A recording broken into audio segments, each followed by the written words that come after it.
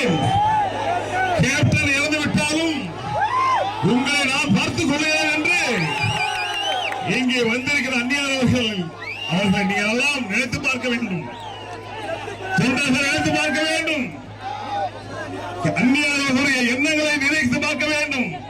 எதற்காக இங்கே வந்திருக்கின்ற எந்த ஒரு பிரதிபலனும் எதிர்பார்க்காமல் கேப்டன் தொண்டர் வந்திருக்கிறார்களே, அதை நீங்கள் நினைத்து பார்க்க வேண்டும். நினைத்து பார்த்து அந்நியாளர்கள் என்ன சொல்லுகிறார்கள், அந்நியான கரத்தை வலுப்படுத்த வேண்டும். அனைத்து இந்திய அண்ணா திராவிட முன்னேற்ற கழகம், தேசிய முற்போக்கு திராவிட கழகம் இரண்டு கைகளும் ஒன்றாக இணைந்திருக்கிறது. இது ஒரு மக்கள் கூட்டணி, மக்கள் விரும்புகிற கூட்டணியாக அமைந்திருக்கிறது. இங்கே புரட்சி தலைவர் எம்ஜிஆர் மாளிகையிலே வந்து எம்ஜிஆர் அவர்கள் கூட்டணி வந்தது போன்று இருவரும் கையெழுத்திட்டான்றே ஒரு புரட்சி தமிழ்நாட்டிலே எழுதிவிட்டது. தேசிய முற்போக்கு திராவிட கழகம் இல்லை என்று நினைத்துக் கொண்டிருந்தார்கள் எதிர்கட்சி சார்ந்தவர்கள்.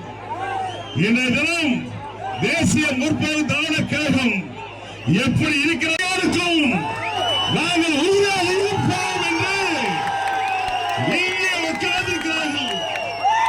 இதுதான் உண்மையான தொண்டர்.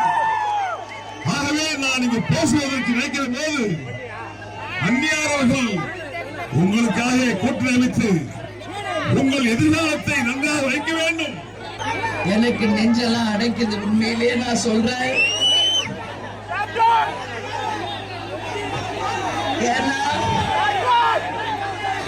இன்னைக்கு தமிழ்நாட்டில் நான் எந்த தொகுதிக்குள்ள போனாலும் நான் வந்து தைரியமா பேசுவேன். ஆனா கேப்டன் வாழ்ந்த இந்த பூமி,